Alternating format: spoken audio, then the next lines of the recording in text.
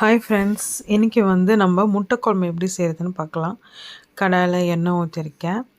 எண்ணெய் கொஞ்சம் சூடானதுக்கப்புறம் நம்ம வெங்காயத்தை கட் பண்ணி வச்சுருந்த வெங்காயத்தெல்லாம் போட்டுட்டு நல்லா வதக்கிக்கலாம்.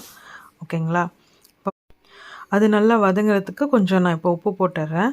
உப்பு போட்டு கொஞ்சம் நேரம் தட்டு போட்டுட்டு நம்ம மூடி வச்சிட்டோம்னா கொஞ்ச நேரம் அதுவே ஆட்டோமேட்டிக்காக வதங்கிடும். பார்த்திங்கன்னா இப்போ எப்படி வதங்கிடுச்சு. இந்த மாதிரி நல்லா வதங்கினதுக்கப்புறம் தக்காளி நறுக்கி வச்சு தக்காளி சேர்த்துக்கிறேன். தக்காளி கொஞ்சம் நான் நிறைய சேர்த்துருக்கேன். ஏன்னா கொஞ்சம் தொக்கு கொஞ்சம் நிறைய நம்மளுக்கு கிடைக்கும், அதனால் நான் சேர்த்துருக்கேன். பார்த்திங்கன்னா தட்டு போட்டு மூடி வச்சோன்னா அதே மாதிரி நம்மளுக்கு தக்காளி சீக்கிரமாக வதங்கிடும்.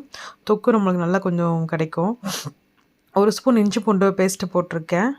அதுக்கு மேலே போடாதீங்க, ரொம்ப கொஞ்சம் ஸ்மெல் அடிக்க ஆரம்பிச்சிடும். இப்போ நான் மஞ்சத்தூள் அப்புறம் குழம்பு மிளகாய்த்தூள் ஒரு 3 ஸ்பூன் போட்டிருக்கேன். உங்கள் காரத்துக்கு எப்படி ஏற்ற மாதிரி இருக்கோ அந்த மாதிரி நீங்கள் போட்டுக்கோங்க.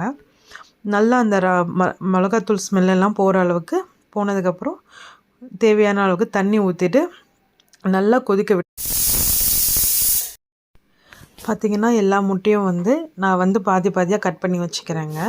அதுக்கப்புறம் நம்ம குழம்ப நல்லா கொதித்ததுக்கப்புறம் கருவேப்பிலை போடுறேன். கருவேப்பிலை நல்லா கொதிக்கும் போது போட்டிங்கன்னா அந்த அரோமா ஃப்ளேவர் ரொம்ப நல்லாயிருக்கும். இப்போ கட் பண்ணி வச்ச முட்டையை நான் சேர்த்துக்கிறேன். சேர்த்ததுக்கப்புறம் நம்ம லைட்டாக கீழே அடியில் கிண்டி விடுங்க. மேலோட்டமாக கிண்டுறீங்கன்னா முட்டைலாம் தூள் ஆகிடும். ஸோ நல்லா கிண்டினதுக்கப்புறம் மிளகுத்தூள் போட்டுக்கோங்க. மிளகுத்தூள் போட்டுக்கிட்டு கொஞ்சம் நேரம் ரொம்ப கொதிக்க வைக்கக்கூடாது, கொஞ்சம் நேரம் கொதிக்க வச்சிங்கன்னா முட்டை குழம்பு ரெடி ஆகிடும். ஓகேங்களா? அது நெக்ஸ்ட் வீடியோவில் நம்ம பார்க்கலாம். ஓகே.